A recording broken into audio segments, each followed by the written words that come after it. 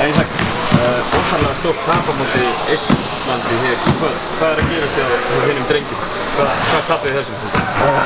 Við byrjuðum bara nokkuð vel og vorum bara ákveðnir í því sem við vorum að gera. Svona, hefði mátt vera aðeins sterkari fyrir, en svo fannst mér bara þegar leið á leikina og bara svona slaknaði allt hjá okkur og þeir fóru bara ít okkur út úr öllu sem við vorum að gera og komist alltaf inn í miðjuna í vörn og bara við vorum að tapa boltum og þeir fór hraðarhlaup og við vorum að brjóta á þeim í hraðarhlaupi og svona það bara voru þeir endalaust á vítalínunni og bara, tóku fram á okkur.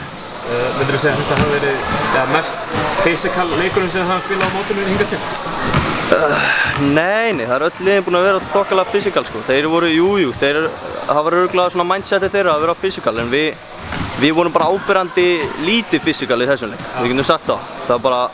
Við bara sjöruðum ekki á móti og þá lúkar þetta þannig eins og þeir séu bara mjög physical.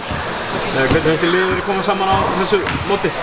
Mér finnst við vera bara koma vel saman sko. Við erum út allt frá landinu, við erum mjög dreifða, við erum með leikmenn á Norðurlandinu, Vesturlandinu, Suðurlandinu og öllu bara og við pössum vel saman, við hungum saman fyrir utan völlin, við erum bara ein heild inn á vellinum og fyrir utan völlin og bara, Allir spenntir fyrir lokaleiknum á morgun væntanlega og Evrópumótinu sem fylgir?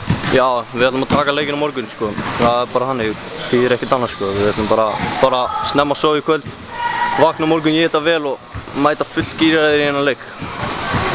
Bestu þakkir.